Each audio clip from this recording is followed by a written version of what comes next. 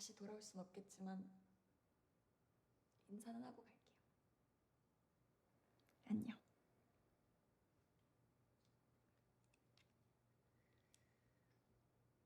컷. 2, 3.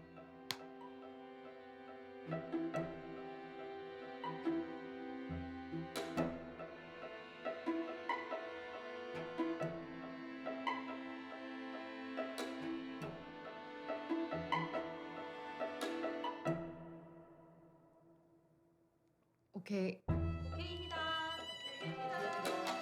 다음 거 준비할게요. 다음 거 준비하겠습니다.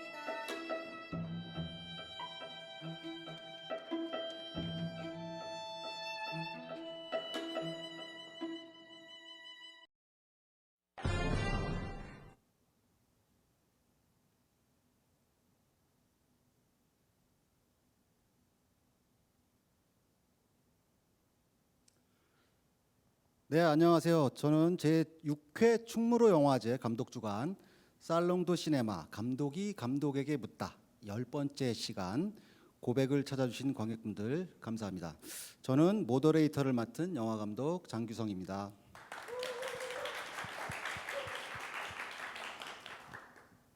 네, 저희 충무로 영화제는 DGK 한국영화감독조합이죠. DGK와 중구문화재단의 공동 주최로 서울특별시, 서울시 중구, CJ문화재단 또 영화진흥위원회의 후원으로 개최되고요. 앞으로 우리 감독님을 모시고 앞으로 1시간 반 동안 영화에 대한 깊은 이야기를 한번 나눠보도록 하겠습니다. 아주 격이 없는 대화를 나눴으면 좋겠어요. 자, 서은영 감독님 소개해드리겠습니다. 안녕하십니까. 고백을 만든 서은영입니다. 반갑습니다.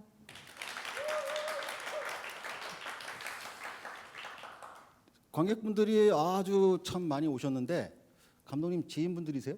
아니요. 저 아닙니다. 아, 네. 저도 일단 이런 자리에 일단 모더레이터로 물론 출연을 했지만 굉장히 영광이고요. 또 이 자리를 빌어서 이렇게 잘 모르시던 어떤 감독님과 영화에 대해서 많은 얘기를 할 수 있어서 너무 일단 개인적으로 너무 영광입니다. 감독님 이력을 보니까 처음에 제가 잠깐 이제 오기 전에 감독님 검색을 좀 해봤어요. 그랬더니 어떤 대기업의 반도체 회사를 다니셨더라고. 네. 네. 좀 그렇게 하시다가 왜 어떻게 해서 영화 감독이 왜 영화가 좋았고 왜 또 하필이면 영화 중에서도 영화 감독이 되겠다고 생각을 하셨는지 그거 잠깐 좀 얘기 좀 해주세요. 네, 제가 사실 공대를 다니고 삼성전자 연구원을 5년을 했어요.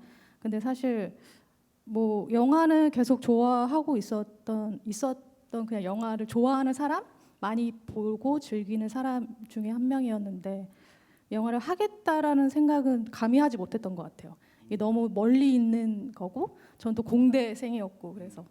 근데 이제 회사를 다니다 보니까 이 회사가 저한테 너무 안 맞는 게 있어가지고 계속 이제 제 미래에 대해서 계속 생각했던 것 같아요. 그래서 그러면 내가 좋아하는 거 한번 해볼까? 이 생각이 들어서 가감히 한예종에 입학하게 됐습니다. 와, 저로서는 좀 상상이 안 가는데 보통 영화 감독들을 보면 뭐 보통 이제 처음부터 영화를 시작하죠. 뭐 영화를 많이 좋아하는 건 다 공통 사항이고 영화를 하다가 뭐 현장에 나오기도 하고 또는 젊은 나이에 또는 뭐 작가 생활을 하거나 또는 무슨 뭐죠? 약간 좀 결이 좀 다르셔가지고 제가 왜냐하면 삼성전자 반도체면 우리나라 최고의 회사인데 네, 그래서 다들 그러니까 학교 면접 볼 때도 교수님들이 좀 저 이상하게 봤던 것 같아요. 왜 너는 그 좋은 회사를 놔두고 왜 학교를 들어오려고 하는 거니? 이렇게 물어보고 너 연봉이 얼마야? 막 뭐라고 대답하셨어요? 그래서 그냥 좋아서 하겠다 뭐 이렇게 얘기했던 것 같아요. 좋은 주변에 거니까 뭐 혹시 좋아하니까. 주변의 가족이나 친구분들은 그때 뭐라고 하셨나요? 그런 결정을 하실 때? 저희 부모님은 그만두라고 하셨어요. 제가 회사를? 되게 굉장히 와. 힘들어했기 때문에 빨리 그만두고 그러니까 건강이 안 좋아져가지고. 네. 좀 대단하십니다. 어쨌든 근데 이제 한예종을 이제 감독이 되고 싶어서 들어가신 거죠? 영화가 아니라. 네, 예. 아니, 처음에는 제가 또 삼성전자 다닐 때 카메라 만드는 사업부에 있었거든요. 그 핸드폰 카메라를 좀 만들었는데 그래서 이제 촬영 쪽에 관심이 많아서 그러니까 촬영 감독이 되고 싶은 생각이 있었는데 하다 보니까 또 이게 제 적성이 또 안 맞아서 2학년 때 연출로 다시 전향해서 연출 계속 이제 연출 공부를 계속 했죠. 아무튼 결과론적으로 영화를 이제 단편 영화 하나하고 장편 영화 2편을 만드셨어요. 이거는 정말 뭐 그게 별거냐라고 하실 수도 있지만은 영화를 한 편을 일단 완성시켰다는 거는 정말 대단한 일입니다, 여러분. 왜냐하면 그 과정이나 그게 뭐 자기가 하고 싶다고 되는 것도 아니에요. 만약에 뭐 여기 감독님이 나 회사 그만두고 이제 영화 감독해야지. 그래서 그냥 된 게 아니란 말이에요. 이래서도 영화를 못 만드는 분들이 훨씬 더 많고 그런 측면에서 감독님은 어떻게 보면 굉장히 좀 운도 많이 따라주신 것 같고 네, 또 그랬을 본인이 것 무조건 같아요. 노력을 많이 하셨겠죠. 예. 자 그러면 이제 본격적인 어떤 그 오늘의 영화가 이제 감독님이 만드신 고백이라는 영화인데 이 얘기에 앞서서 감독님이 개인적으로 영화를 이렇게 하시고자 마음 먹을 때까지 그 좀 인생 영화 또는 뭐 나 이런 영화 너무 좋아서 여기에 내가 좀 반해서 뭐 그런 영화 있을까요? 글쎄요, 제가 그러니까 회사를 다니면서 그러니까 그래서 영화를 보러 다녔는데, 그러니까 퇴근을 하고 그 당시에는 지금은 없었지만은 일본 영화가 굉장히 유행했던 시절이 있었거든요. 그때 그 어디죠? 그 종로 3가에 있는 그 스폰지 서울극장? 하우스? 아니 어디요? 스폰지 하우스라고 거기를 엄청 많이 갔었어요. 그래서 거기서 일본 영화들을 많이 보고 그리고 또뭐 그때 종로 3가에 있는 영화관 뭐 필름 포럼 같은 데 가서 많이 보고 그래서 그때 봤던 것 중에 제가 절멸의 천사라고 고전 영화인데 그 영화를 보고 이게 굉장히 비현실적인 이야기를 굉장히 현실적이면서 이제 장르적으로 다루는 영화인데 그걸 보고 너무 매력을 느꼈던 것 같아요. 그래서 어떤 영화요? 절멸의 천사. 절멸의 천사? 예. 그 제목도 참 희한하게죠 일본 애들은. 제가 그 찾아보시면 되게 유명한 고전 영화이긴 하거든요. 그래서 그거를 보고 너무 매력을 느꼈던 것 같아요. 이런 사실 그걸 볼 때도 이게 무슨 내용이지? 약간 이렇게 생각이 들었는데 또 근데 계속 생각하다 보면 이게 어떤 내용인 것 같아. 그러니까 계속 곱씹게 되더라고요. 그래서 이게 이런 매력이 있구나. 난 그 영화라는 게 그래서 그게 조금 항상 인생 영화라고 생각하면 그게 아닐까 조금 생각이 듭니다. 정말 부럽네요. 저는 그냥 영화가 좋아서 그냥 모든 영화를 다 봤어요. 그냥 영화 그 스크린에서 그 크게 펼쳐지는 그 이야기 어떤 이야기든 상관없이 감독이 누군지도 모르고 그냥 그 자체의 매력을 느껴서 물론 제게 시골 출신이긴 한데 서울 왔을 때 그런 매력 때문에 영화를 너무 좋아해서 시작을 했는데 부럽습니다. 좋아하는 영화 어떤 영향을 받아서 감독이 되셨고 그러면은 이제 본격적으로 오늘의 영화죠. 2018년도에 찍은 영화고 개봉은 올해 개봉 개봉 했나요? 2월, 예. 그 고백이라는 영화입니다. 고백이라는 영화인데 이제 표면적으로는 이제 이게 아동 학대와 아동 폭력에 관한 이야기를 다루고 있어요. 저도 같은 시기에 어린 의뢰인이라는 영화를 만들었었는데 어떻게 보면 공통적인 소재이기도 한데 전혀 이야기의 형식과 이야기의 어떤 그 풀어나가는 방식은 감독님하고 저하고 완전 다르더라고요. 예. 저는 영화 보면서 너무 재밌게 봤고 자 그러면 처음 이 고백이라는 이제 첫 작품이 원래 그 초인이라는 영화 이게 무슨 청춘 영화죠? 그쵸. 청춘의 성장 그다음에 이야기하는 거죠. 그런 걸 하시다가 이 고백이라는 영화의 처음 모티브는 어떻게 된 거예요? 감독님이 하신 건가요? 아니면 어디서 시나리오가 있었던 건가요? 네, 아니요. 지금까지 제가 다 쓰는데 사실 이 고백이라는 영화는 뭐 제가 이 영화를 언제까지 제가 영화를 찍을지는 모르겠지만 언젠가는 하고 싶었던 이야기인 것 같아요. 그러니까 아동에 대한 문제, 아동 학대 뭐 이런 전반적인 사회의 어떤 만연해 있는 폭력의 문제, 특히 여성이나 그 아동을 대상으로 하는 그래서 그런 문제들을 다루는 영화를 한번 해야겠다라는 생각이 들었고 그래서 사실 초인 다음에 이 영화를 그러니까 글을 쓰는 거는 진짜 오래 전에 글을 썼고 뭐 다른 글도 많이 썼지만 근데 이걸 먼저 하고 싶더라고요. 그래서는 근데 아 뭐, 시나리오를 직접 쓰셨나요? 네네. 아 그래서 그거를 하게 아. 되고. 네. 그 사회적인 어떤 약자에 대해서 관심이 있으셨고 그래서 이야기를 지금 아니면 안 되겠다 싶어서 하셨는데 어려움은 없으셨어요? 이거를 네. 시나리오 하겠다 그랬을 때 주변이나 뭐 누구 근데 사실 이게 이 시나리오로 보는 거하고 저희가 이제 엄청 독립 장편 그러니까 저예산이기 때문에 과연 이 예산으로 이걸 찍을 수 있을까? 그리고 그런 고민이 가장 컸던 것 같아요. 그 주변에서도 그래서 이게 우여곡절을 되게 많이 겪은 프로덕션이었는데 그래서 중간에 나가는 스태프들도 있었어요. 도저히 이거는 못해요 감독님 하고서 그래서 정말 그러니까 이 영화를 보시면 알겠지만 크레딧을 보면 제 이름이 엄청 많이 올라가거든요. 제작부터 해서 PD 제가 그래서 제가 하게 된 거예요. 그러니까 모든 예산 맞춰서 이거를 꾸려야 되고 그리고 또 이제 뭐 아이가 나오니까 그렇기 때문에 뭐 영화 작업 시간을 또 길게 가져가면 또 안 되고 이런 것들 다 지키면서 뭐 그렇게 하다 보니까 그래서 그런 어려움이 가장 컸던 것 같아요. 제가 처음으로 이 살림을 맡아서 영화를 찍는 거가 처음이었기 때문에 연출도 해야 되고 뭐 PD도 해야 되고 뭐 이런 상황이어서 영화 전반적으로 굉장히 저한테 힘든 프로덕션이 아니었나 생각이 들어요. 그럼 뭐 외람된 말씀이지만 영화는 아무래도 저예산이든 무슨 예산이든 어떤 좀 일반적인 예산은 아니잖아요. 어쨌든 네네. 그 투자는 어떻게 그러니까 영화진흥위원회 이제 독립장편영화 제작 지원작이었기 때문에 올곧이 이제 그 돈으로 찍게 됐고 그러니까 그 살림 안에서 이제 다 모든 거 다 끝까지 했죠. 그래서, 네. 대단하시. 저는 같은 소재인데 어린 레인을 참 저는 괜히 뭐라고 할 게 못 되네요. 예, 예. 저도 근데 이런 영화도 있고 그런 영화도 있는 똑같이 투자의 어려움을 겪었어요. 네, 네, 왜냐하면 상업적이지 않잖아요. 기본적으로. 네, 다들 싫어하세요. 예, 사실 예. 이런 걸 하는 거를. 그래서 뭐 감독님이 어떤 뚝심으로 영화가 완성된 것 같아요. 그 시나리오는 몇 번 정도 수정을 하시고 고치신 촬영에 들어가셨나요?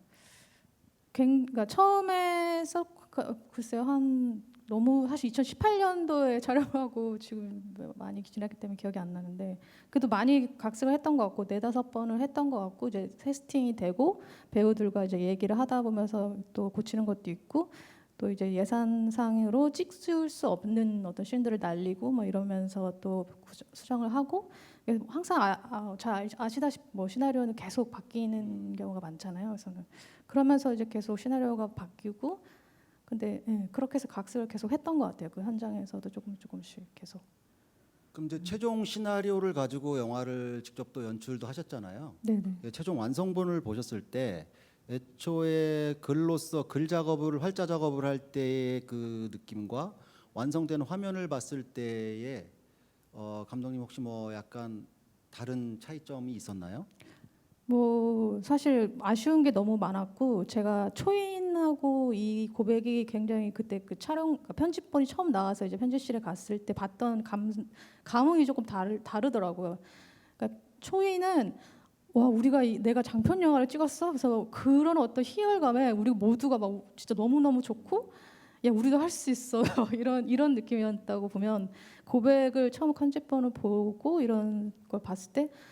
너무 아쉬운 게 너무 많고 이제 돈만 좀만 더 있었으면 얼마나 좋았을까 여기서 돈.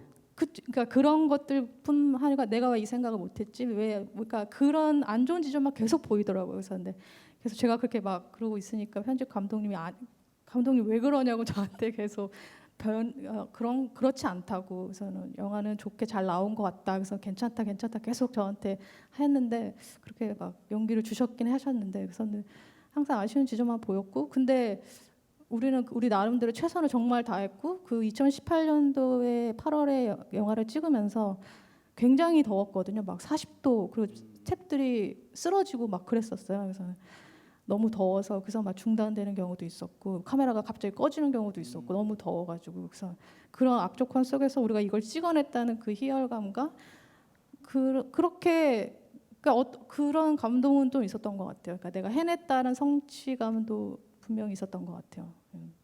근데 이게 어쨌든 개봉까지 하게 되고 그래서 그것도 너무 좋았고 우선은 아 다음에 내가 어떻게 영화를 찍어야 되겠구나 뭐 이런 생각도 이런 생각도 해보고 그런 과정이었던 것 같아요. 몇 회차 정도 찍으셨어요? 이게 19회차에서 와, 19회차로? 사실 21회차인데 2회차를 또 줄였어요. 이게 그러면 이쯤에서 이제 관객분들은 잘 이제 이런 거를 잘 모르시잖아요. 20회차가 뭐야? 뭐 몇 회차 찍은 거 이러잖아요. 자, 평균 우리가 극장에서 흔히 보는 상업 영화들 있잖아요. 보통 이제 그런 영화들은 회차가 보통 60회 이상입니다.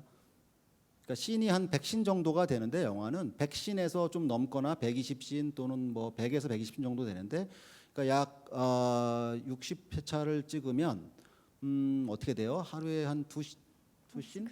한 회차 나가서 한두 씬을 찍는 걸로 마무리되는데 지금 20회차라고 보면은 와, 굉장히 빡빡하게 찍으시는 거죠. 네 정말 빡빡하게 찍었습니다. 이런 측면에서 예산이 만약에 충분히 있었다라고 하면 어느 부분에 더 하시고 싶으셨어요? 뭐 장비 또는 뭐 아니면 뭐 화면 스케일 아니면 뭐 모든 게 다 그 하고 싶었던 게 많았던 것 같고 사실 예산이 더 많았다면 제가 PD를 하지 않았던 게 제일 그게 제일 큰 문제였거든요.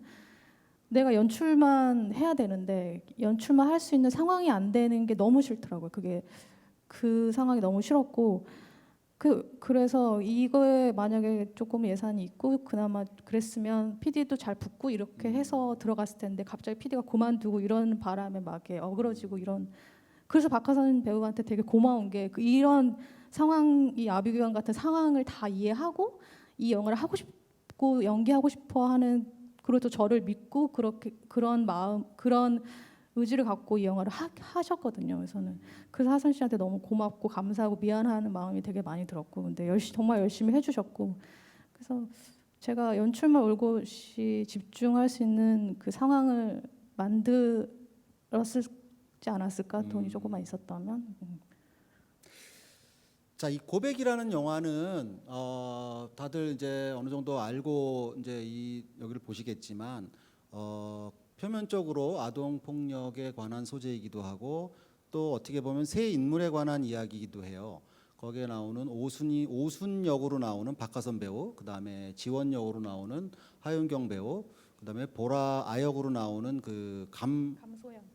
처음엔 저 김소연인 줄 알았어. 근데 다들 그렇게 헷갈려 하시더라고요. 감소연 아역 배우가 그래서 새 인물의 이야기가 이제 펼쳐지는데 인물을 구성할 때 감독님 시나리오 과정이나 뭐 촬영하시면서 인물들에 대한 어떤 새로운 어떤 차별화나 또는 인물의 이 극중 진행 드라마가 진행되면서의 배치라든가 이런 거에 각별히 혹시라도 뭐 특별히 신경 쓰신 부분이 있나요? 네, 뭐 그 세 인물이 서로가 서로에게 영향을 주고받고 알게 모르게나 표면적으로나 드러나지 않는 부분들인거나 각자 영향을 받고 서로가 서로에게 구원이 될 수 있는 그런 존재가 됐으면 좋겠는 바람으로 이렇게 시나리오를 구성을 했거든요. 애초부터. 그래서 이 친구들이 어떤 만나는 지점에서 조금씩 극적인 상태를 만들어주고 그래서 마지막에 이제 보라가 마지막 엔딩으로 갔을 때 보라가 오순이를 마지막으로 구원할 수 있을 것 같은 느낌. 무슨 자기가 했던 어떤 일들을 고백을 하려고 하면서 끝나잖아요, 윤경이한테. 그래서 그러면서 이제 그러니까 서로가 얽혀 있는 그런 것들을 되게 좋아했던 것 같아요. 이거 시나리오를 처음부터 썼을 때도 그거에 좀 꽂혀서 이런 인물들을 좀 배치를 그렇게 많이 그렇게 하고 시나리오를 계속 썼던 것 같아요. 그래서. 저는 이제 다큐멘터리나 이런 영화가 아닌 극영화에서는 인물들의 이야기라고 보거든요. 영화는 어떤 거기에 등장하는 어떤 인물들의 이야기를 통해서 감독이 하고 싶은 이야기를 이제 전달하는 건데 지금 말한 대로 오순, 지원, 보라 이렇게 세 인물이 나와요. 근데 보통 이제 시나리오를 구성하고 영화를 만들 때는 이제 인물들의 차별성을 많이 두려고 노력들을 하죠. 보통 감독들은 상업 영화 하면서 어떤 좀 상반되는 인물 또는 그래서 뭐 서로 이렇게 대치되기도 하고 뭐 이런 또 당연히 뭐 주인공이 있으면 빌런도 앞세우고 이런 이렇게 해서 시나리오를 구성을 많이 하는데 이 고백이라는 영화는 이제 보면은 어떻게 보면 지금 감독님이 말씀하신 대로 오순, 지원, 보라 이 세 인물이 어떻게 보면 굉장히 공통점이 있는 하나의 인물이라고 봐도 될 정도로 마치 보라가 크면은 지원이가 될 것 같고 오순이가 될 것 같고 또 이 오순과 지원은 어렸을 때 이 보라 같기도 하고 그래서 이 세 인물이 제가 느끼기엔 그랬어요. 세 인물이 하나의 인물이구나. 그러면서 이 뭐 이제 좀 이따도 말씀드리겠지만 시간의 배치라든가 또는 인물의 감정선에 좀 묘사를 하면서 이제 이야기가 진행되는데 그래서 한편으로는 이제 이게 초입부의 영화가 아주 유례없는 참 특이한 설정이었다고 생각해요. 그 유괴 사건이 발생되면서 영화가 시작이 되는데 1,000원을 네, 일주일 일주일 안에 각 1인당 1,000원씩 넣어서 1억을 만들어라라는 어떤 유괴 사건으로 시작을 하는데 참 어떻게 보면 영화적으로 흥미로운 설정인데 이렇게 사건으로 시작을 해서 어떤 한편의 사건이 계속 벌어지는데 감독님은 굉장히 그 사건 위주보다는 제가 각 인물에 대한 인물 서사에 대한 묘사를 굉장히 신경을 좀 쓰신 것 같더라고요. 이 부분에 대해서 조금만 좀 설명을 좀 해주세요. 네, 사실 처음에 그런 굉장히 자극적인 어떤 그 사건으로 시작을 하긴 하는데 그래서 뭐 이 영화가 아무래도 겉에는 유괴 사건이 있지만 그 사건 안에서 사실 어떤 사람들이 움직이고 있고 어떤 사람들이 이 사건 때문에 무언가가 발생되고 이런 것들을 좀 더 보여주고 싶었거든요. 만약에 그 사건을 계속 보여주고 이 사건이 어떻게 해결하는지를 보여줬으면 좀 다른 장르물이 됐을 텐데 이거는 그렇게 장르물의 성격의 영화라고는 이런 생각을 그러니까 장르물로 찍지는 않았거든요. 근데 장르물로 찍었으면 좀 다르게 찍혔을 수도 있겠지만 저는 그 안에서 있는 인물들을 찍고 싶었기 때문에 뭐 제 처음부터 그 선택이었던 것 같고 제 컨셉이었던 그런 영화였던 것 같아요. 네. 그러니까 감독님이 보니까 아까도 말씀드렸지만 어떤 사회적인 문제나 또는 이런 약자들에 대한 인물에 대한 애정이 많으신 것 같아요. 왜냐하면 영화를 보시면은 그 각 인물들에 대해서 할애를 하고 있어요. 각자의 어떤 그 과거 전사라든가 이런 것들을 그리고 그들은 왜 이러고 있는지에 대한 묘사를 많이 하셔서 잠깐 질문을 드렸었고요. 그다음에 이제 이게 보통 이제 영화의 어떤 구조나 형식하고는 좀 다르게 가셨는데 제가 궁금한 게 이거를 시나리오 때부터 이렇게 하신 건지 아니면 순서대로 다 찍어놨는데 편집으로 이렇게 순서를 재배치한 건지 이거를 좀 궁금하더라고요.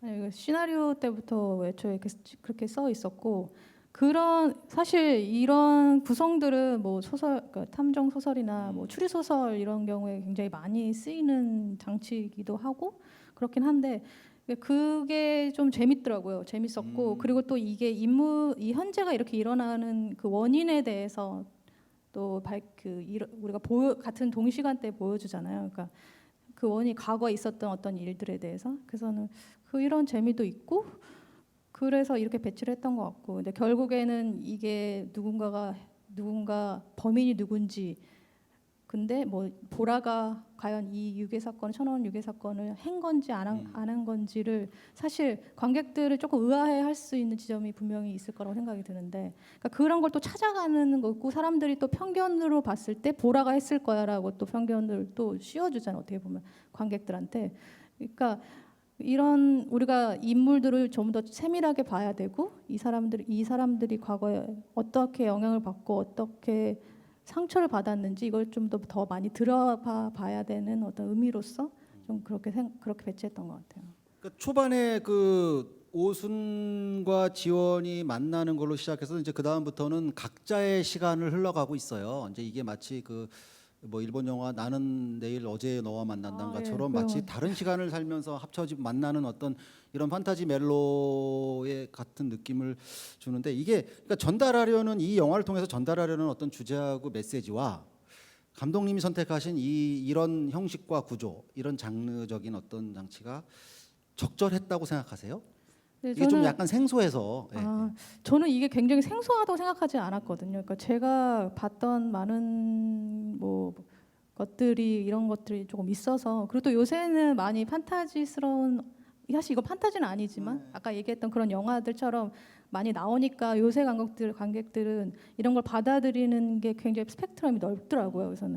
그래서 이게 당연히 생소하지 않다고 생각했었고 그러니까 그런 형식 때문에 전달하고자 하는 본질적인 이야기가 혹시 관객들한테 조금 그런 형식과 그런 것 때문에 조금 좀 효과적일까 효과적이지 않을까에 대한 문제였거든요. 아, 네. 그거는 글쎄요. 그 관객분들 어떻게 생각하실지는 모르겠는데 저는 이렇게 표현하는 게 뭐 영화적이라고 생각했었고 너무 좀 애둘러서 표현하긴 했지만 직접적으로 그렇게 막 표현하고 싶지는 않았고 그러니까 이 관객들 어떤 분들은 모를 수도 있다고 생각해요. 근데 이게 어떤 확실한 장르 영화는 또 아니잖아요. 그러니까 아니기 때문에 좀 열어두는 여지를 줄 수 있는 거 아닐까 생각이 들었고 저는 뭐 누군가의 판단이나 그 감정 이 감상에 맡기는 부분인 것 같아요. 그런 지점들은. 네. 근데 저는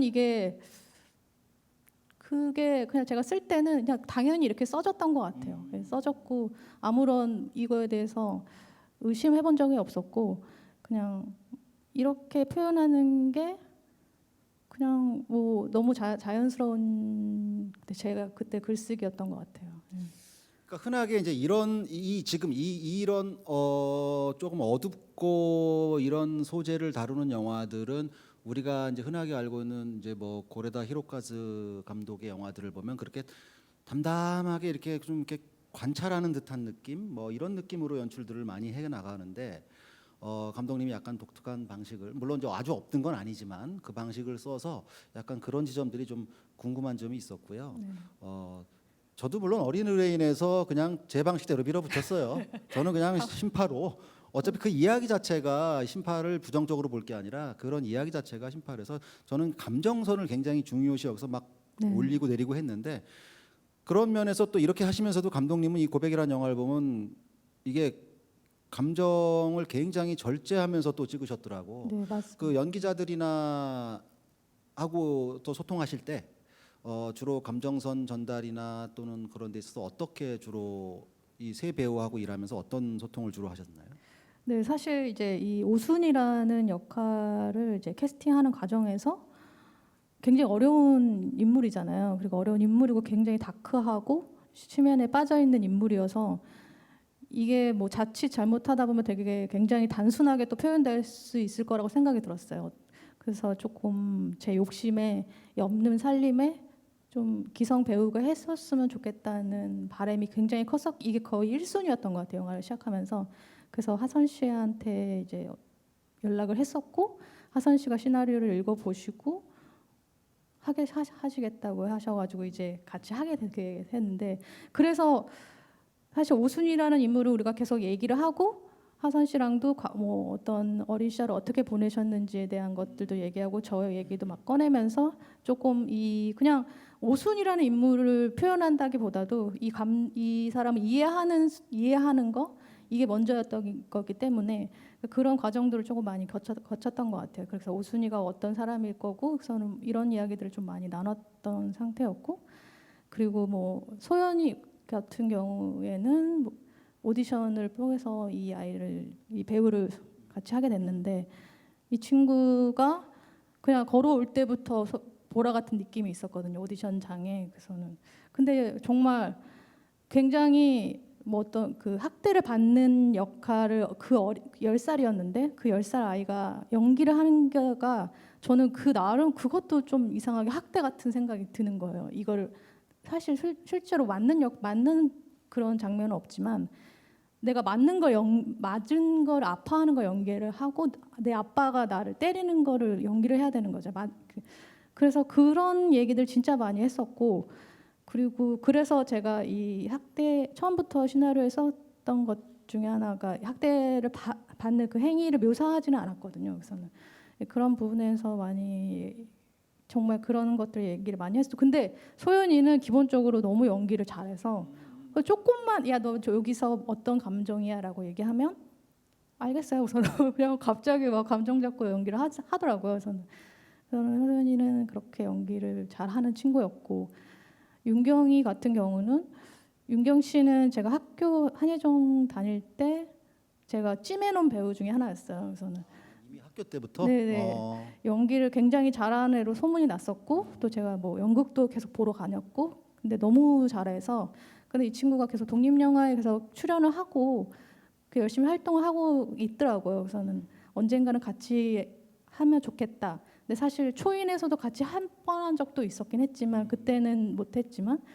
그래서 이제 다시 윤경이랑 함께 작업을 하고 싶어서 불러서 윤경이한테 지원이 역할을 연기를 시켰는데 이 친구도 이 지원이라는 역할을 좀 힘들어 하더라고요. 그러니까 자기가 안 해본 역할 중에 하나였고 그래서 뭐 그냥 근데 이제 뭐 사실 이야기인 것 같아요. 배우랑 계속 좋은 연기를 이렇게 하게 만드는 과정은 이 역할을 조금씩 계속 공감하게 하는 과정들을 좀 많이 보내는 거. 그러니까 그렇게 하다 보면은 좋은 연기가 정말 나오는 것 같아요. 그러니까 윤경이는 또 워낙 또 베이스가 탄탄한 친구이기 때문에 어떤 문고리만 잡아주면 이게 하게 하더라고요. 잘하고 그래서 좋은 연기를 하지 않았나. 일단 뭐 이따가 하려고 했지만 이제 연기자들에 대한 얘기가 나와서 이제 계속 이어서 얘기하면 박하선 배우의 뭐 언론에도 많이 나왔지만은 박하선 배우의 그 연기 변신이 좀 눈에 띄었고 하윤경 배우의 그 좀 뭐라 그럴까 좀 난 강렬하게 보여서 자꾸 이미지가 눈매가 예, 되게 예, 예. 강렬해요. 그리고 아역 배우가 이제 좀 더 말했지만 이 성인 연기자들 같은 경우는 어떤 배역을 맡게 되면 그 역할에 대해서 연구도 하고 어떤 뭐 감정선 잡기도 하는데 아역 배우들은 사실 제가 아역 배우들하고도 영화를 많이 해봤는데 아역 배우들은 그거를 정확하게 파악을 하지는 못해요. 단순하게 지금은 어떤 기분이야라든가 네 맞아요. 어떤 이런 느낌으로 해야 되는데 왜냐하면 그런 환경이 있어 보질 않았으니까 더군다나 이런 일반적이지 않은 어떤 상황에서의 연기를 하려고 그러면 그 이해도에 있어서 굉장히 좀 힘들더라고요. 저도 그 아역들하고 얘기할 때는 이제 이거는 가짜야라는 말을 되게 많이 했어요. 저는 이거 진짜 아니야. 이거 가짜. 연기는 어차피 가짜잖아. 재밌지 연기. 가짜 연기하는 거야라고 해서 왜냐하면 너무 몰입을 하다가 혹시 트라우마가 생길까봐. 맞아요. 그래가지고 가짜라는 얘기를 되게 많이 하면서 했는데 아역들하고 그 이런 특히나 이런 어려운 상황에 연기를 연출하시는 데서 그 정도 뽑아내신 거는 다 감독님의 능력이라고 봐요. 저는 왜냐하면 감독의 연출 중에 이제 여러 가지가 있지만 연출 중에 하나가 바로 어떤 연기거든요. 어떤 배우가 A라는 배우가 어디서 연기를 되게 잘하는데 어디서 연기를 못해. 그거는 감독의 책임이에요. 저는 그렇게 생각을 해요. 왜냐면 감독이 오케이를 했잖아 어쨌든. 그렇죠. 그래서 세 배우의 연기가 굉장히 뛰어났었고 이거를 이렇게 컨트롤한 어떤 감독님이 참 대단하시다. 참 그 생각을 했어요. 이렇게 절제하시면서도 할 말을 다 연기로 뽑아내시고 하는 거 보면서 정말 앞으로 또 영화도 또 기대가 되기도 하는데 그 오늘 사실은 그래서 원래 박하선 배우님이 네. 나오시기로 하셨는데 굉장히 지금 몸이 안 좋으시대요. 환절기도 있고 그래서 몸이 안 좋으셔서 좀 아쉽긴 해요. 저도 박하선 배우하고 사진 한번 찍으려 그랬더니 이렇게 나오셨으면 더 많은 얘기를 해볼 텐데 먼저 이 아무래도 관객분들은 그 영화를 우리가 초이스를 할 때 우리는 이제 감독의 입장하고 좀 다르더라고 이게 관객분들은 어떤 이야기에 어떤 배우가 나오느냐를 일단은 가장 먼저 보시더라고요. 네, 그렇죠. 그래서 배우가 굉장히 중요한데 여기서 이제 박하선 배우님에 대해서 조금 더 얘기를 더 해보고 싶은데 박하선 배우님은 그동안 보였던 이미지들이 굉장히 밝고 약간 어떻게 보면 약간 코믹적인 이미지가 너무 강했었기도 했는데 저는 개인적으로 굉장히 놀랐어요. 와 이렇게 이런 표정과 이런 연기가 어떤 그 잠재돼 있었구나. 그거를 또 어떻게 감독님하고 해서 좋은 작품으로 이렇게 끌어내셨구나 하는데 가장 중점을 두고 이 박하선 배우하고 주로 많은 얘기를 했던 부분에 대해서 좀 저도 사실 박하선 배우가 우리가 정말 알고 있던 어떤 이미지랑 정말 다른 역할이고 근데 처음 박하선 배우를 캐스팅하기 전에 이게 막 찾아보니까 하선 씨가 일을 안 하고 쉬고 있는 상태더라고요. 그러니까 아이를 출산하시고 그런데 근데 결국 그러니까 제가 생각했던 어떤 배우에 대한 어떻게 보면 선입견일 수도 있는데 이 코미디 연기를 잘하는 배우들은 뭐든 다 잘하더라고요. 모든 그래서 이 누군가를 웃기는 배우 이거는 정말 아무나 할 수 없는 일이라고 생각하거든요. 근데 그거를 뭐 표정으로 웃길 수 있고 말투로 웃길 수 있고 자유자재로 웃길 수 있는 이 연기를 하시는 배우들에 대한 약간 리스펙이 있어서 그래서 하선 씨를 무조건 하고 싶어하는 생각이 있었어요. 그래서는 근데 아니나 다를까 만나보고 이 역할에 대해서 이야기하다 보니까 그러니까 자기가 그동안 이런 좀 그런 그러니까 가벼운 역할들을 많이 만나서 이렇게 조금 전극의 역할에 대한 욕심이 엄청 있으셨더라고요. 그러니까 하고 싶어 했는데 안 들어오니까 이런 역할들이 그래서 너무 하고 싶었고 결국 어떻게 보면 사람 뭐 피칠갑하고 이런 장면들도 있잖아요. 그러니까 그런 것도 너무 해보고 싶었고 그러니까 장르적인 걸 계속 하고 싶었던 어떤 니즈가 굉장히 강하셔가지고 되게 신나게 연기를 하셨던 것 같아요.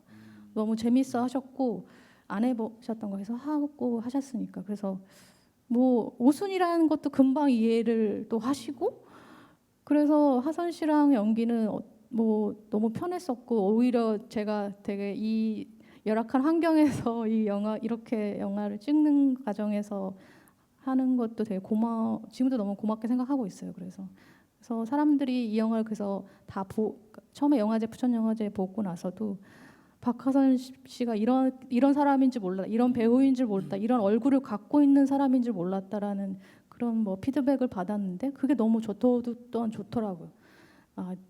또 다른 배우의 얼굴을 내가 끌어냈구나 내 영화에서 그러니까 역시 이런 희열감이 때문에 또 감독을 못 놓고 있는 어떤 그런 지점도 있었고 그래서는 굉장히 좋은 작업이었던 것 같아요. 그러니까 어디 인터뷰를 보니까 그 박하선 배우가 그런 인터뷰를 했더라고요. 그냥 평범하게 어디를 이렇게 아이를 이렇게 바라보는 씬인데 감독님이 오케이를 그렇게 안 하더래. 그냥 자기는 그냥 단순하게 이렇게 그냥 보는 씬이었는데 너무 오케이가 안 나오고 아마 테이크를 얼마나 그 샷이 어떤 건지 기억나실지 모르겠지만 저도 잘 모르겠는데 이런 인터뷰를 했었더라. 그 얘기도 좀 해주세요. 네, 맞아요. 오순이가 그러니까 저희 초반에 나오는 부분인데 편의점 안에 이렇게 있고 밖에 보라가 걸어가는데 그걸 보는 장면이 있거든요. 보라가 오늘 이제 보라랑 처음으로 자전거를 타기 전에 그 장면 한 컷이 있어요. 근데 그거 얘기를 하더라고요. 그래서 저는 잘 몰랐었는데 그때 감독님이 저한테 오케이를 너무 안 했다. 나는 그냥 그때 GV 때 했던 얘기로는 나는 그냥 아이를 보는 장면이기 때문에 그냥 봤는데 근데 감독님이 생각하는 건 그렇게 보는 게 아니었었다. 그래서 내가 어떤 얘기를 했나 봐요. 그랬더니 다르게 또 자기도 그때 이렇게 하면 안 되는구나. 내가 뭔가를 계속 이 텐션을 계속 유지하고 있어야 되구나. 오순이는 안도해서는 안 된다라는 순간을 느끼셨던 것 같아요. 그래서는 그거를 저는 몰랐지만 그때 배우가 느꼈던 지점이었던 것 같아요. 그래서 어쩌면은 오순이 연기할 때도 어떤 그 방향이 세워지지 않았을까 또 생각이 드는 것 같아요. 사실 오순이란 캐릭터는 정말 날이 항상 세워져 있는 그런 캐릭터이기 때문에 그 아이를 바라보는 시선조차에서도 뭐 보통 우리가 그냥 아이를 그냥 편안하게 바라보는 시선이 아니어야 한다는 그런 것들 이게 다 오순이의 성격에서 나오는 게 아닐까 그런 지점이었던 것 같아요.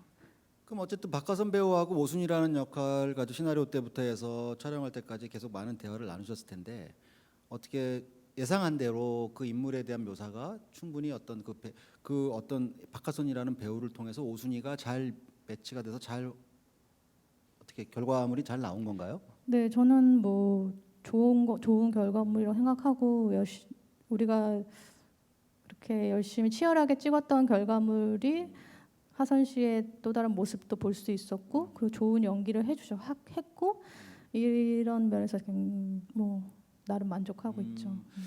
요 부분에서 뭐 잠깐 제가 또 개인적으로 그냥 한번 물어보고 싶었는데 그 박하선 씨가 연기한 오순의 그 마지막 결정에 대해서는 약간은 좀 제가 갸웃했어요.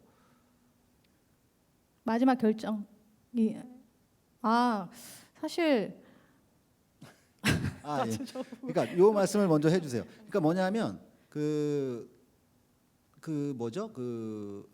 오순이가 자기가 했다. 마지막 그 살인죄를 뒤집어쓰고 그런 결정을 하는 거에 대해서는 아니 저거 아니어도 될 텐데 왜 꼭 저렇게까지 하지라는 것에 대해서 좀 약간 갸웃하는 지점이 있었는데 그 부분은 어떻게 생각하세요? 이게 보시는 관객분들도 아마 이렇게 느끼시는 분들이 있으실 거예요. 아마. 네, 사실 그런 것들을 많이 얘기를 하시는데 오순이는 굉장히 단순해 보이지만 굉장히 또 복잡한 인물인 것 같은 게 어떻게 보면 이 보라라는 아이한테 그 도움의 어른도 널 도와줄 수 있는 어른이 있어라는 걸 보여주고 싶은 것도 있었던 것 같아요. 너가 이런 일을 벌인 거를 어른인 내가 덮어주고 내가 대신 했다고 할게라고 하는 말할 수 있는 어른은 아마 보순이가 처음이었겠죠. 그러므로 인해서 이 보라라는 친구가 오순이처럼 그런 어른이 되지 않게끔 미리 그 어린 시절의 트라우마를 좀 단절시켜주는 삭제시켜주는 어떠한 행위를 내가 하고 싶어 하는 거 아닐까 오순이는. 그러므로 인해서 어떻게 보면은 나 또한 누군가를 구해냈다는 거에 대한 그런 보람이나 그런 만족을 또 느낄 수 있지 않을까. 그래서 그렇게 하는 선택이라고 생각해요. 그래서 그 순간에 어떻게 보면은 그래서 그런 선택을 했었고, 근데 어쨌든 이 영화는 결국에 마지막에 보라의 고백으로 끝나지만, 그래서 이 보라가 또 다시 이제 오순이 언니를 이제는 내가 구해주는 역할로 바뀌게 되는 그런 구성을 애초부터 이렇게 생각했었고 그런 거 아닐까. 그러니까 좀 그 인물이 지나치게 이타적이다라는 생각이 좀 들어서 예. 그 영화의 전반적으로 시작부터 소개부터 해서 그 인물은 좀 이타적인 인물이라는 게 이제 나오긴 하는데 거기에 그 지원도 마찬가지죠. 오지랖 얘기도 나오면서 네.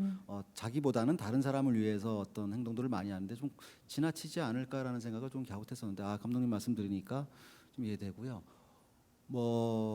그다음에 혹시 이렇게 계속 제가 무슨 감독님에 대해서 계속 꼬치꼬치 묻고 뭐하고 이러니까 그런데 혹시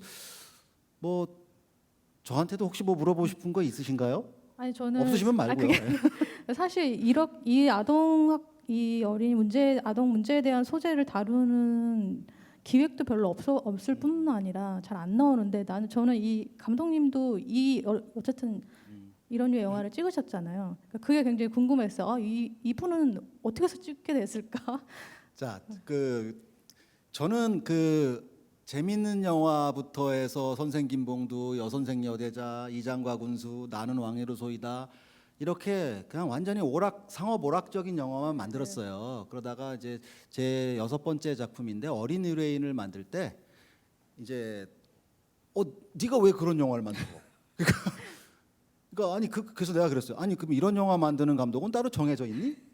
난 그랬어요. 왜냐하면 제가 어린 의뢰인을 이렇게 할 수 있었던 거는 그 당시에 제가 코미디 영화나 이런 영화를 주로 했지만은 사회적인 문제에 또 약간 좀 관심도 많아요. 근데 저는 이거를 진지하게 안 풀고 주로 이제 코미디로 녹여서 어떻게 해볼까 이게 막 노력하는 감독 중에 하나인데 제가 개인적으로 아이가 셋이에요.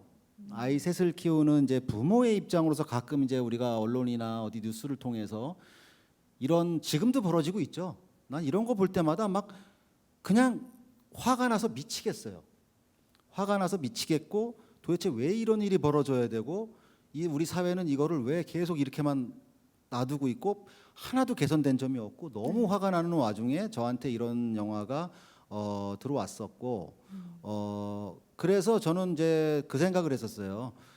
애초부터 제가 이걸 소재로 영화를 해야겠다가 아니라 그러는 와중에 이 얘기가 들어왔을 때 저는 내가 영화 감독인데 영화 감독은 그래도 나름대로 사회적인 책임이 조금 있는 사람이라고 생각을 해요. 아무 생각 없이 그냥 영화 막 찍어대는 것보다는. 그런데 부모의 입장으로서 이런 어떤 아이들에 대한 또는 이런 폭력을 당하는 사람들에 대한 안타까움이 있었는데 가장 시작한 거는 부모의 입장으로 접근하는 게 가장 커요. 영화 감독보다는.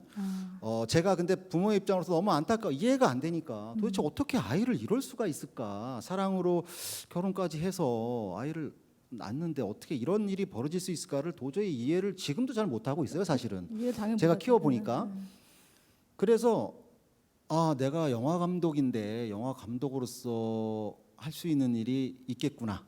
그래서 이야기를 했고, 그래서 제 영화 어린 의뢰인을 보면은 감독님 영화처럼 이렇게 뭐 약간 스타일이 있구나, 뭐 이렇게 담담하거나 뭐 이렇게 그렇게 약간 고급스럽지는 않아요. 저는 그냥 제가 하고자 하는 이야기 전개 방식대로 아동 폭력에 대한 어떤 문제 제기를 그냥 촌스럽지만 우직하게 밀어붙였고, 그래서 저는 그 영화를 통해서 어쨌든 이야기는 전달하려고 했는데, 제 영화도 그렇고 감독님 영화도 그렇고 문제는 영화잖아요. 이게 많은 관객이 보고 좀 알아줘야 되는데, 이런 일에 대해서 다시 한번 생각하게끔. 일단 제 영화도 그렇고 감독님 영화도 그렇고 뭐 좀 외람되지만 이렇게 흥행은 좋지가 않아요. 왜냐하면 너무 안타까운데, 관객의 입장으로 생각을 해보면 사실 이런 어두운 얘기를 극장 가서 내가 돈 주고 보고 싶지 않은 네, 거예요. 맞습니다. 네. 그러니까 어벤져스를 보고 싶은 거야. 그냥 나는 가서 오늘 2시간 동안 즐겁게 나의 시간을 할애하고 싶은데, 이런 소재로서 관객들이 영화를 이제는 소비를 하고 싶지가 않은 거예요. 이건 어떤 식으로든 간에. 왜? 이런 일이 있을 때마다, 최근에 뭐 정인이 사건도 그렇고 있을 때마다 사회적으로 막 들끓죠. 막 뭐라고 막 여론이 들고. 너무 안타까운 거는 그것뿐이에요. 그뿐이라는 거예요. 그래서 저도 이게 사람들이, 그러니까 저희도 뭐 배급 어떤 방향을 정할 때 과연 이거 사람들이 볼까? 뭐 그게 정말 안타깝지만, 그래서 사실 이게 저는 독립 장편 영화이기 때문에 이렇게 영화를 만들 수는 있지만, 사실 상업 영화에서 이런 주제를 가지고는 저 웬만하면 만들기가 힘들죠. 안 만들고 있고. 근데 사실 이렇게 그래도 꾸준하게 감독님이나 저처럼 이런 영화를 만드는 사람들 분명히 있거든요. 그리고 지금도 누군가는 기획하고 있을 거고. 저는 그렇게 어쨌든 꾸준하게 나오는 것도 좋은 방향이라고 생각해요. 그나마 이렇게 영화라도 나와야지 사람들이 아무래도 좀 관심이 조금씩 가지지 않을까. 그래서 만약에 누군가가 만들고 계시다면 열심히 해주셨으면 좋겠습니다. 그래서 저는 막 어린 의뢰인 그러고 나서 막 자괴감도 들었어요. 뭐냐면 이거를 영화로 할 게 아니었구나, 이런 얘기를 전달하려면 TV 시사 프로나 영향력 있는 시사 프로나 어떤 좀 그런 쪽으로 이걸 이야기를, 이런 주제 하고자 하는 이야기를 전달하는 게 차라리 낫겠다. 우리 사회 시스템에 관한 문제, 복지 시스템에 관한 문제라든가, 이 영화의 고백에서도 나와요. 어떤 사회복지사나 어떤 기관, 경찰이나 할 수 있는 게 없어요. 우리나라 이 친권주의라는 것 때문에, 저도 그 문제를 좀 다루긴 했지만은 이런 문제에 대해서는 오히려 영화보다는 다른 쪽의 매체로 던져라는 게 낫지 않나라는 어떤, 제가 막 좀 상처도 많이 받았는데 어쨌든 감독님이 이렇게 영화를 통해서 이런 문제 제기를 했었고, 그러면 감독님은 아까도 초반에 얘기했지만은 이런 사회 약자나 이런 문제에 대해서 특히 뭐 관심이 많으신데, 앞으로의 영화도 이런 걸 계속 하실 생각이세요? 아니면 뭐 또 다양한 이야기를 하시고 싶은 생각이 있으세요?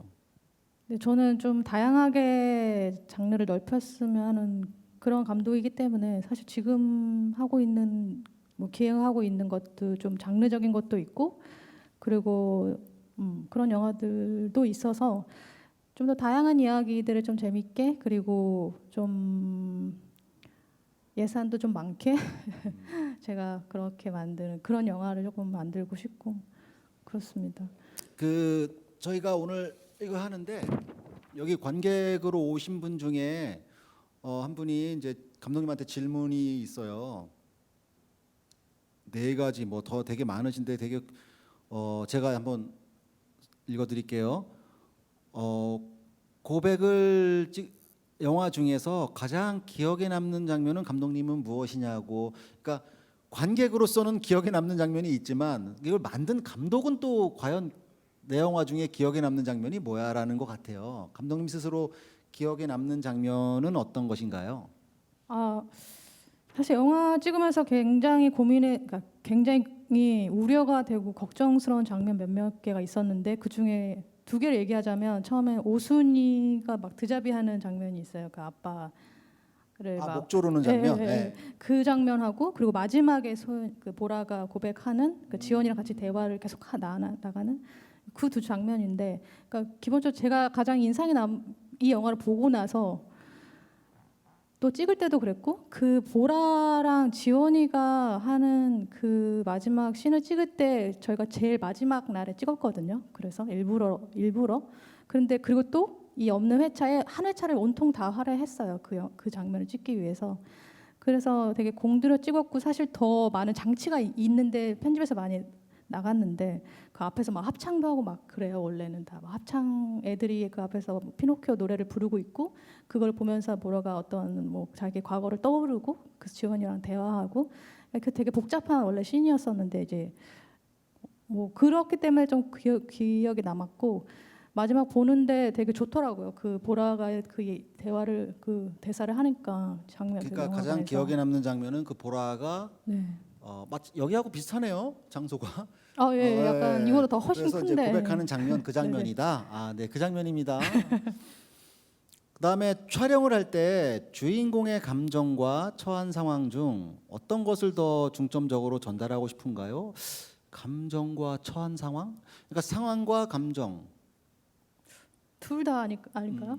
다들 대답을 해주셔야 돼요. 이 질문을 하셔서. 감정도 잘 드러나야 하고 상황도 어떤 세팅으로서 표현해줘야 하고 그렇지 않을까요? 두 개가 같은 말인 것 같아요. 그렇죠. 뭐 네. 비슷한 얘기인 것 같은 느낌. 네. 감정을 더 중시 여기신다. 아니 상황도 그렇고 두 개를 다 중시 여기신대요. 우리 그랬던 것 감독님은. 같은데. 네. 그리고 이제 아까 좀 전에 내가 모르고 말씀드렸는데 앞으로 도전해 보고 싶은 장르가 있을까요? 장르. 제가 좀 오랫동안 썼던 것 중에 하나가 공포 시나리오가 있거든요. 그러니까 그거를 좀 공들여서 하고 있고 그게 언젠가 좀 풀렸으면 좋겠는. 네, 공포 영화를 꼭 해보시고 싶으시다. 그다음에 이제 촬영을 하시면서 아까 이제 멀쩡한 잘 나가는 회사를 때려치고 한예종이라는 영화학교를 들어가서 열심히 다니시고 그 다음에 단편도 만드시고 또 영화 첫 작품 만드시고 이렇게 두 번째까지 만드셨어. 이렇게 하시면서 힘든 점 그러니까 이 질문이 그거 같아요. 혹시 뭐 후회스러운 적은 없었나? 힘든 점 뭐 이런 걸 물어보시네요. 예.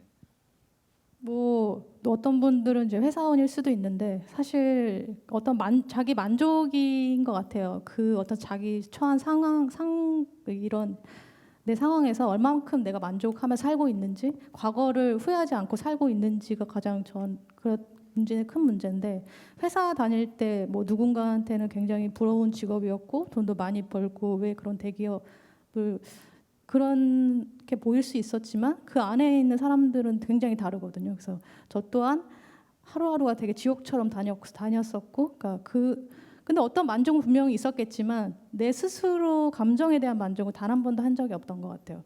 그래서 근데 항상 그 어려운 와중에 내 메마른 감정을 채워주는 거는 영화밖에 없었거든요. 그러니까 영화를 다른 사람들의 영화를 보면서 내가 그래도 이렇게 살아 있구나 이런 생각을 들게 만들었고 내가 생각하는 사람이구나 이렇게 만들었기 때문에 저는 영화를 무조건 그래서 영화가 저한테 약간 돌파구 구원 같은 존재였었고 그래서 5년 동안 다니고 한예종을 준비하면서 뭐 퇴사를 앞둔 그 상황이 그러니까 한예종을 합격한 걸 듣고 퇴사하기까지 정말 입학할 때까지 회사를 다녔거든요. 그래서 하기 전까지 바로 2월 달까지 회사를 계속 꾹꾹 다니다가 학교에 와서 너무나도 다양하고 자유로운 아이들을 또 젊고 그런 애들을 보는 게 너무너무 좋더라고요. 그래서 너무 좋고 또 이 친구들과 같이 영화를 만들고 선배들과 영화를 만들고 이런 과정들이 그냥 저한테는 또 다른 인생을 사는 기분이었어요. 사는 기분이었기 때문에 저는 단 한 번도 후회한 적이 없었고 그리고 지금도 그냥 제 약간 인생의 모토가 후회하지 말자라는 게 인생의 모토고 과거를 회상하지 말자이거든요. 그래서 앞으로 할 것만 생각하고 그게 앞으로 내 다음 작업이 있기 때문에 그거를 하기 위해서 저는 그냥 행복한 사람인 거죠. 근데 그게 영화이고 그렇기 때문에 저는 너무 만족하며 살고 그럼 있죠. 감독님은 촬영하면서 뭐 힘든 점은 아까 뭐 PD 역할하고 뭐 좀 이런 것밖에는 힘든 점은 없으셨네요. 그쵸, 너무 제가 행복하셨네. 물리적인 게 되게 아, 힘든 거지. 정신적으로 굉장히 행복하셨대요. 힘드신 점은 없으셨고요. 그다음에 그러면은 이거하고 연결돼서 제가 갑자기 생각나는데 감독님은 삶의 원동력이라고 해야 되나? 삶의 가장 중요한 가치는 뭐라고 생각하세요? 같이 뭐 그렇게 거창하게 거창하지 않아야 생각해보면 되는데 예, 뭐 어떤 좀 전에 전, 모토도 말씀하셨고 저는 그냥 제가 제 상상력인 것 같아요. 제가 상상하는 사람이고 이걸 계속 저는 또 시나리오를 굉장히 많이 쓰고 하루도 안 써본 적이 없거든요. 그래서는 글을 안 써본 적이 없는 날이 없어서 그래서 이걸 쓰고 내가 이거를 쓸 수 있는 사람인 거 이 자체 그 사람들이 그렇잖아요. 나이가 들면 뭐 내가 뭐 죽어서 상상도 안 되고 뭔가를 이렇게 창의적인 그런 일들을 못 하는 게 되는데 그러니까 그거를 놓지 않고 내가 지금 근데 그때 거기까지는 나는 지금 아니고 지금 상태는 난 뭔가 다 상상할 수 있고 이거를 만들고 싶어하는 그 의지가 있고 그렇기 때문에 저는 그게 제 인생의 모토 그런 거 가치 아닐까요? 그러니까 그런 생각이 들어요. 반도체는 뭐 상상할 수 있는 게 없나요? 반도체는 이거 상상이 약간 안 오류 돼요? 검증과 약간 그 반복적인 일들과 아니, 뭐 메모리를 좀 더 뭐 어떻게 작은 꼭 해서 뭐 이런 상상 그거는 네, 그죠. 기술적인 다른 건가요? 문제인 거예요. 아, 이거 감독님도 그렇고 저도 그렇고 영화 감독들은 그렇죠. 이 상상력이 가장 중요한 것 같아요. 그리고 아까도 좀 전에 말했지만 자유로운 거. 그러니까 틀에 박혀서 이렇게 뭐 그게 나쁘다는 건 아니죠. 꼭 그렇지만 틀에 박힌 생활보다는 조금 더 자유로운 생활을 원하시는 분들이 영화 감독을 많이 하시고 그 안에서 상상력을 바탕으로 하고 싶은 이야기를 많은 사람들에게 전달하고 싶은 그런 것이잖아요. 그 천생 그 딱 맞으신 거야. 그러면 애초에 길을 잘못 가셨네. 아니 근데 저는 회사 다닐 때도 되게 잘했어요. 그러니까 그 상황에 맞추면 되게 잘하는데 그냥 뭐 그 만족의 문제인 거죠, 사실. 지금 만족하고 계세요? 예, 그럼요. 네. 그 뭐 이건 이제 질문이 또 들어왔으니까 그 고백이라는 영화를 촬영하면서 그냥 가장 그냥 그거 너무 생각난다, 기억난다는 에피소드. 저는 그 더위가 너무 기억이 나서 40도였거든요. 그때 2018년 8월 달이 뭐 한국에서 뭐 가장 뭐 악명 높은 폭염이 있었던 시기라고 해서 그 더위 때문에 맨날 저희 냉장고에 물을 얼렸던 기억이 나요. 그냥 제가 물 얼리고 가져가서 스태프들한테 주고, 그러니까 그 더위 때문에 스태프들도 굉장히 고생하고 뭐 그런 기억이 굉장히 많이 나는. 그러니까 뭐 물리적인 것밖에 힘든 게 없어. 감독님은 너무 행복하셨어 보니까. 그런가 봐요. 부러워요. 저는 막 내가 이걸 제대로 연출을 하고 있는지 막 이런 괴로움부터 해가지고 저는 막 정신적, 물질적 너무 힘들어요 촬영할 때는. 저는 좀 약간 그런 경향인 것 같아요. 약간 스스로를 탓하지 않으려고 노력을 하는 것 같아요. 그러시구나. 왜냐면 회사 다닐 때 굉장히 그걸 많이 했기 때문에 그게 사람을 어떻게 최악으로 가는 걸 알거든요. 우울에 빠지게 하는 거고 그걸 그거 한번 경험해서 약간 의식적으로라도 약간 그렇게 생각하는 것 같아요. 멘탈이 대단하신 게 그럼 감독은 여러분 감독이 무슨 일을 하는 사람이죠? 영화를 그냥 감독 그러면 감독은 연출자죠. 그러니까 어떤 오케스트라의 지휘자 같은 역할을 하는 거고 각자의 파트에 일하는 분들이 계시고 그걸 총체적으로 지휘하시는 분인데 감독은 결국에는 그 오케이를 내리는 사람이란 말이에요. 네네네. 어떤 장면에 대해서 오케이를 내릴 수 있는 사람은 유일하게 감독밖에 없어요. 그 일을 하는 게 감독이에요. 그게 이제 오케이를 잘하느냐가 연출을 잘하느냐 못하느냐예요. 그러니까 아무 생각 없이 이쯤 된 것 같은데 이러면서 오케이 내렸다가 나중에 편집실에서 막 엉엉 울고 있고 막 이런 거 많아요. 예. 그런 측면에서 감독님은 그 현장에서 그 어떤 다 컷을 하시잖아요. 앞에 시작은 조 감독이나 누가 콜을 딴 사람이 할 수도 있어요. 근데 컷을 외쳐야 되고 오케이를 결정해야 되는 사람의 입장에서 수많은 스태프들이 연기자와 스태프들이 이제 컷하고 나면 감독의 반응을 딱 보잖아요. 이제 뭐가 나오냐.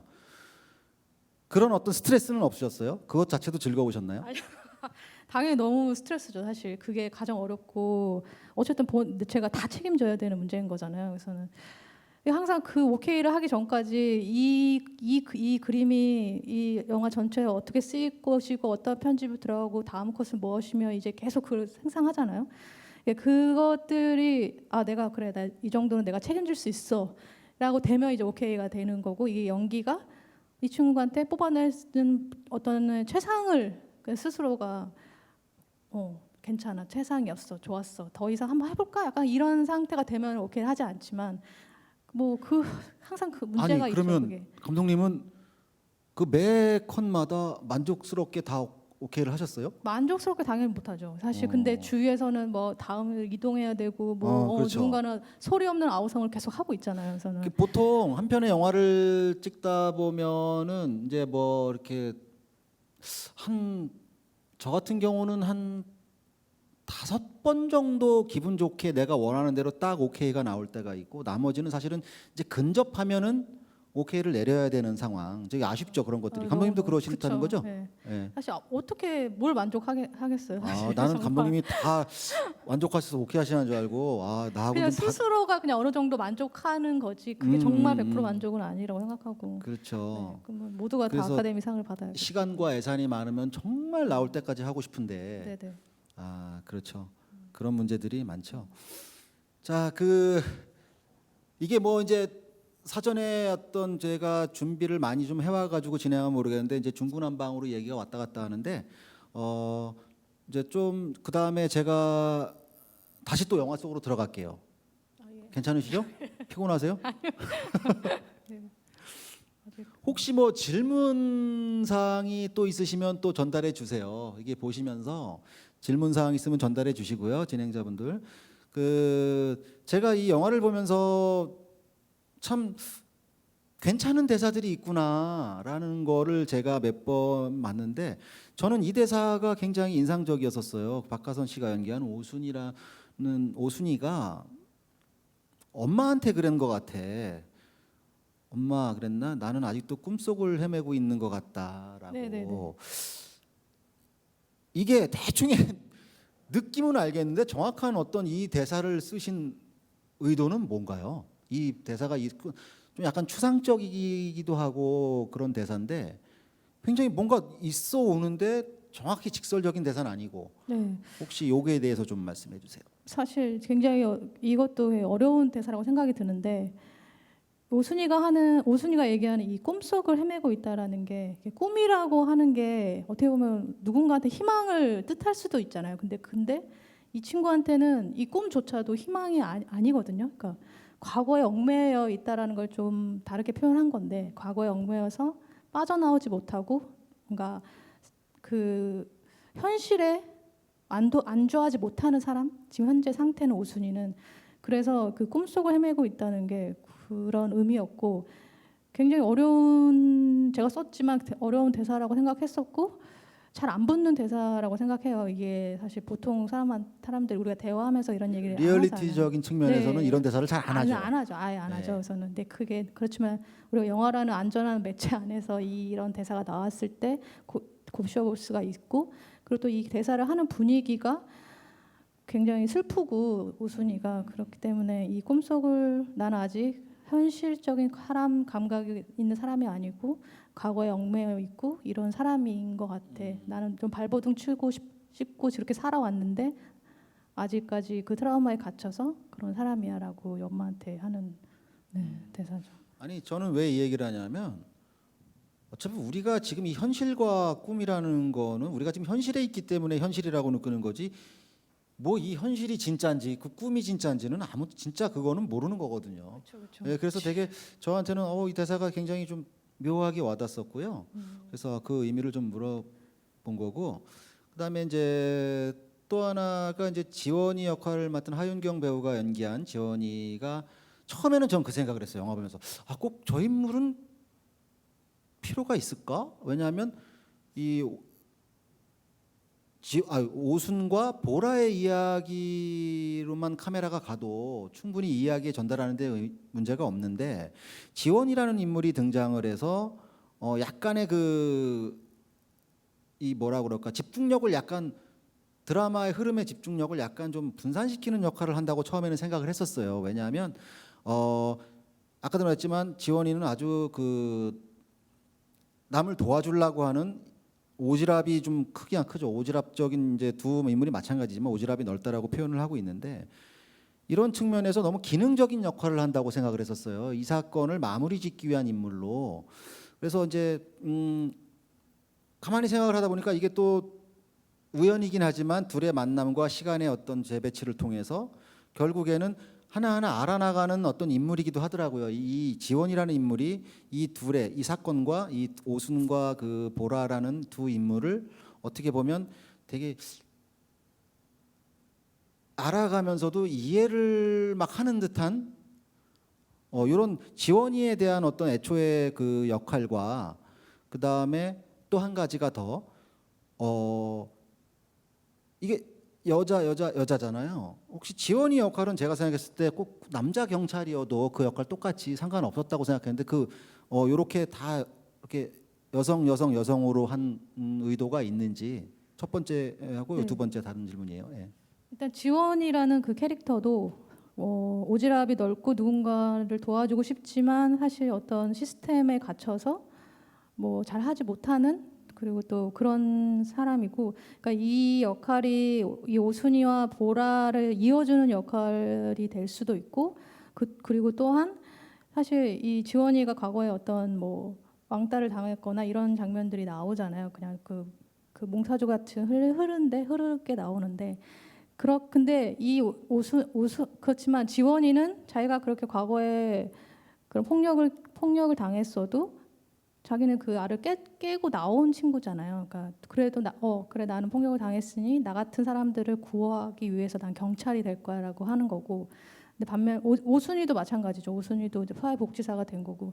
그래서 약간 좀 이런 폭력을 당한 피해자들의 어떤 그 다방면의 어떤 모습들을 조금 보여주고 싶었고, 그게 유기적으로 이 인물들 간의 셋이 주고받는 핑퐁 그 탁구처럼 주고받는 어떤 그런 구성이었으면 좋겠다는 생각이 들어서, 그래서 지원이 역할하는 윤경이도 되게 어려워했었어요. 이 역할에 대해서 어떻게 보면 굉장히 관찰자 시점으로 이거를 연기를 해야 되는 것도 있지만 이 친구 또한 과거의 어떤 피해자이기 때문에 또 그렇게까지 또 하면 안 되고, 그러니까 그런 간극을 조절하는 거에서 지원이 연기할 때 사실 이 셋 중에서 저도 가장 연기 연출하기 힘들었던 게 지원이거든요. 그래서 지원이 연기하는 씬에서 되게 공들여서 굉장히 그 장면을 연기 연출을 했던 것 같고, 윤경이도 좀 자기도 힘들어했지만 좀 이렇게 계속 대화하면서 좀 계속 풀어나가는 캐릭터였고 그랬던 것 같아요. 그리고 아까 그 얘기했던 그 남자 그도 저도 또한 상상을 해봤거든요. 만약에 이게 남자 경찰이면 어땠을까라는 생각을 안 해본 게 아닌데 사실 그래서 시나리오 한번 써봤어요. 그럼 한번 보자, 내가 시나리오 써서 보자. 그래서 남자로 바꿔서 뭐 되게 남자 같은 이름을 해서 해봤는데 이게 좀 되게 다른 영화가 나오더라고요. 이렇게 되게 다른 영화가 나오고 제가 생각했던 어떤 이 영화의 결이 아니었던 것 같아요.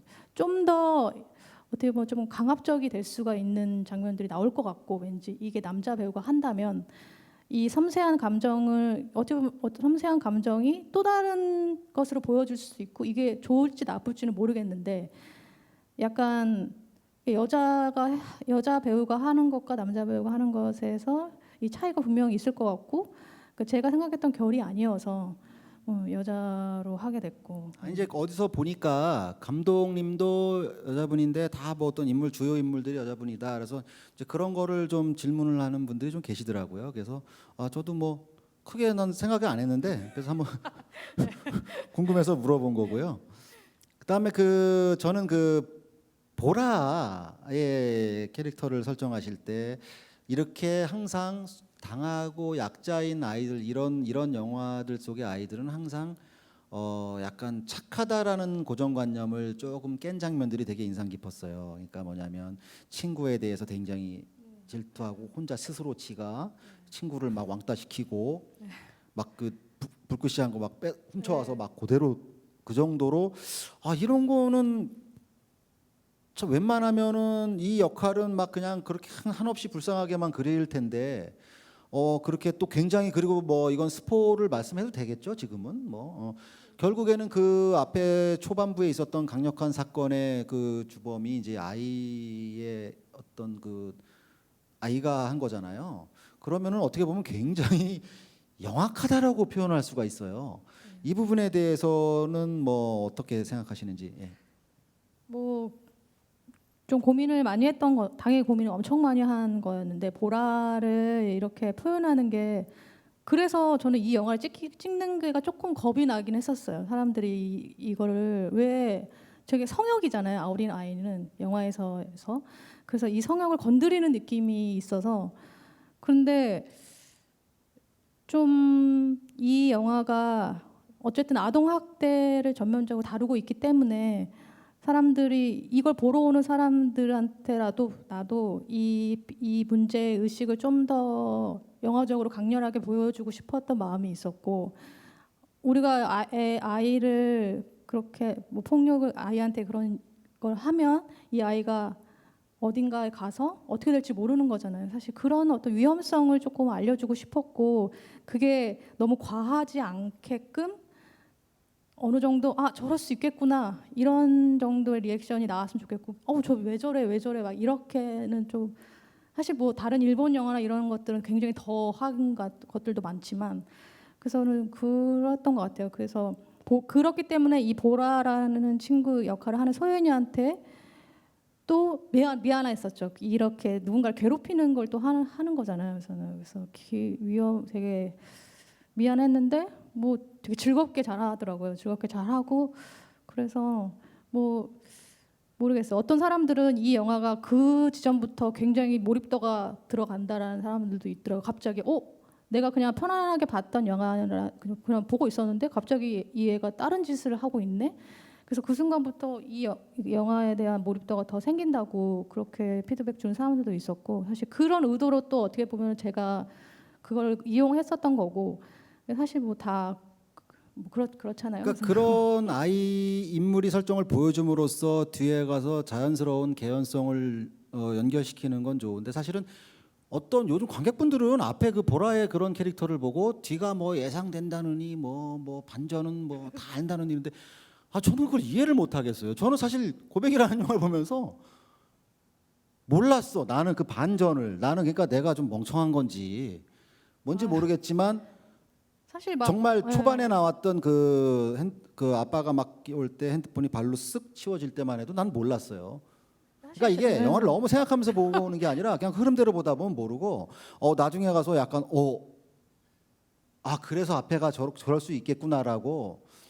예. 사실 반전의 트릭을 위한 영화는 또 아니거든요. 저희가 만들 때 뭐 근데 좀 우리나라 관객이 반전에 되게 민감한 것 같아요. 사실 민감해서 이건 반전을 위한 영화 그걸 만든 영화는 아닌데 사실 그래서 저는 이게 보라 발이 나와서 사람들 다 아는 줄 알았어요. 사실 이게 무슨 반전이야? 약간 저는 몰랐어요. 그래서 이건 당연히 보라 발이 아예 화면에 정확히 찍혀져 있는데 근데 그거를 만약에 이걸 반전을 굉장히 숨기고 이거를 더 도드라지게 하는 구성이었다면 더 치밀하게 그걸 계획을 했겠지만 그렇게 짜고 그렇게 찍었겠지만 그렇게 만든 또 영화는 또 아니거든요.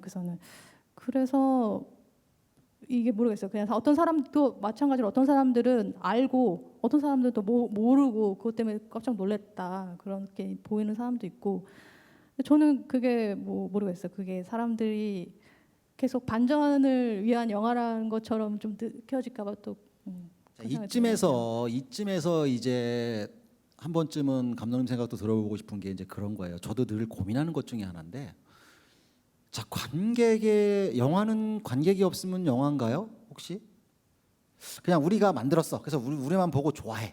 막 이게 영화야?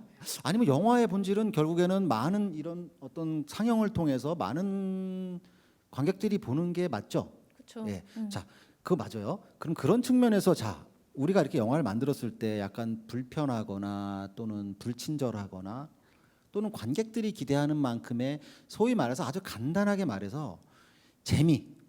관객들은 이렇게 우리가 이런 인물이 왜 이렇게 형성이 됐고 어떻게 인물이 서로 연관성이 있고 뭐 주제 이런 거를 잘 생각 안 해요. 관객분들은 재밌어? 재밌어. 또는 뭐 그저 그래. 아우 재미없어. 딱 이걸로 끝나요. 일반 분들은. 근데 영화에 좀 관심 있는 분들은 이제 조금 좀 관심 보시는데, 자 이런 측면에서 이걸 우리가 완전히 무시할 수 없거든요. 저희가 만드는 사람 입장에서. 자 지금까지 감독님이 좀 전에 뭐 어떤 의미를 가지고 다 대사 한마디며 뭐며 뭐까지도 다 이렇게 해서 영화를 만들어 오셨어요.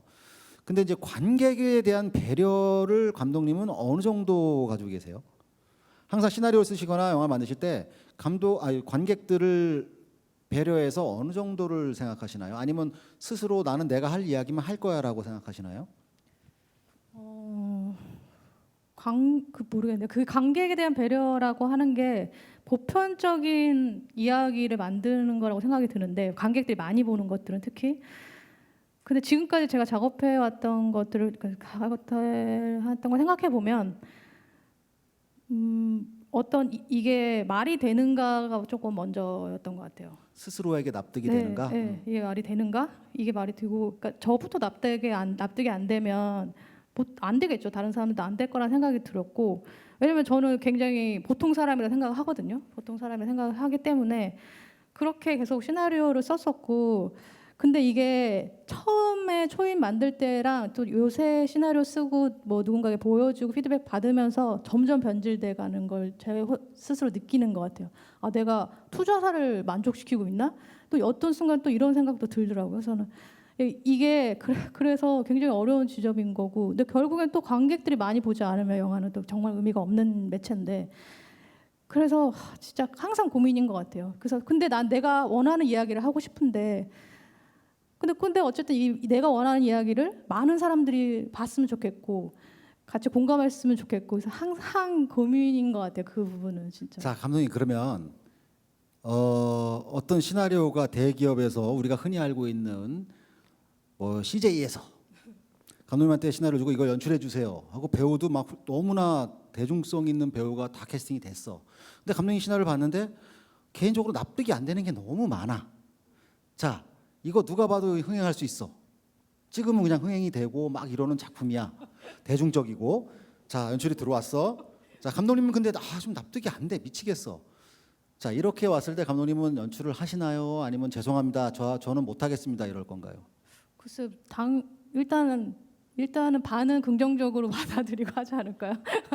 이게 뭐냐면 관객을 배려한다는 측면의 그 질문하고 같은 거거든요. 나만 생각하느냐, 내가 만들고 싶은 영화를 정말 꿋꿋하게 하느냐, 상업영화 감독은 관객을 배려를 하는 게 우선이라고 보거든요. 자 그런 측면에서 그렇게 왔을 때는 아니, 당연히 하고 싶죠. 하고 싶고, 뭐 어쨌든 대기업에서 투자가 됐고 좋은 배우들이 있다면 당연히 나도 거기서 껴서 같이 이 사람들하고 놀고 싶고 영화 만들고 싶고, 왜냐면 그러면 어쨌든 배우도 그러니까 인기 많은 사람 배우들이 나오면 관객들이 많이 보잖아요. 저는 그런 영화를 찍고 싶거든요. 그래서 근데 납득이 안 되는 지점을 찍어야 돼. 제가 작가주의 영화를 찍는 사람이 아니기 때문에 저는 어느 정도 납득할 수 있습니다. 납득이 안 돼도 관객들은 이런 걸 좋아하고 감독들 측면에서는 이게 편하구나 아. 하면 그렇게 찍을 것인 건가요? 거기에 어떤 뭐라도 할 수는 있겠지만, 저는 그런 영화, 상업 영화 말하는 그런 상업 영화를 되게 좋아하고, 예, 그런 영화를 예전 어릴 때도 많이 봤었고 비디오 보면서 자랐기 때문에 정말 찍고 싶어요. 그렇게. 왜 이런 말씀드리냐면 앞으로 영화 이런 일이 꼭 있을 거라는 거예요. 그런데 있었으면 여기에 좋겠네요. 있을 거예요. 근데 여기에 대고 내 고집만 피워서 나는 타협을 못해. 이건 영화 감독의 길이 아니야. 이렇게 되면 좀 그런 분들이 계시거든요, 사실은. 예. 그렇죠. 예, 있죠. 그래서 한편으로는 영화 감독은 타협의 아이콘이다라고 어떻게 생각할 수도 있어요. 자 이렇게 뭐 오늘 고백을 만드신 서은영 감독님하고 이렇게 주저리 얘기를 하다 보니까 좀 시간이 뭐 나는 뭐 한 1-20분 얘기한 것 같은데 이게 벌써 뭐 1시간이 너무 훌쩍 넘겼어요. 그래서 오늘 이제 마무리를 해야 될 것 같은데, 오늘 어떻게 소감, 이렇게 오랜만에 영화 만드시고 개봉하시고 또 이런 자리를 빌어서 하신 간단하게 소감 좀 한번 말씀해 주세요. 예. 네, 정말 오랜만에 이 고백 영화 이야기하는 것 같고, 그래서 사실 제가 말 주변이 별로 없어서 너무 걱정스럽고 이런 자리에 나오는 걸 굉장히 꺼려하는 스타일이거든요. 근데 굉장히 좋은 취지로 만든 영화제여서 함께 하고 싶었었고, 불러주셔서 너무 감사하고 그래서 어쨌든 제가 말하는 것들이 뭐 다 정답은 아니고 누군가는 다르게 생각할 수 있고 뭐 그럴 수 있겠지만 그냥 저는 최선을 다해서 영화를 만들고 있고 앞으로도 재밌고 좋은 영화를 만들 수 있도록 하겠습니다. 내년에는 제 영화를 감독님이 이게 진행을 하시고 제가 그 자리에 앉아서 좀 땀 삐질삐질 흘리면서 좀 얘기할 수 있는 시간이 됐으면 좋겠고요. 자, 그러면 오늘 마무리하겠습니다. 오늘 이 감독이 감독에게 묻다 이 자리는 네이버 TV를 통해서 이미 생중계가 됐고요. 남은 프로그램도 많은 시청 부탁드립니다. 영화 홈페이지 cmr.kr cmr.kr을 통해서 프로그램에 대한 정보를 확인할 수 있고요. 자, 그리고 중요해요. 이제 이거 중요한 거야. 자, 여기를 보시면은 이제 여기 상품들이 좀 있죠. 이게 온라인을 통해 굿즈샵을 통해서도 다 구매가 가능하신 거고요. 저희 이 자리를 위해서 마련해 협찬해 주신 협찬사 제품들이니까 한번 쭉 여기 뭐 생수 이거 맛있는 흑마늘도 있고 이게 뭐죠? 휘발유용 뭐 연료 첨가제도 있고 그다음에 뭐 이렇게 유산균제 책들 포함해서 아주 여러 업체에서 협찬을 해 주셨는데 너무 감사드립니다. 그리고 자, 이어서 잠시 후에 이어서 이제 4시에 영화 애비규환, 이거 제목이 뭔지 좀 재밌지 않으세요? 애비규환?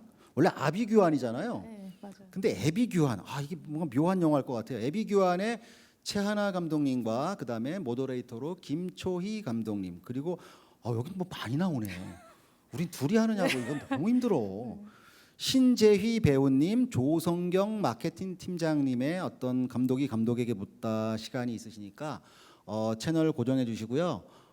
네이버 TV에서 지금 함께 하고 있어요. 자, 그리고 오늘 나와주신 감독님께 감사드리고요. 지금까지 함께 해주셔서 감사드리겠습니다. 네, 감사합니다.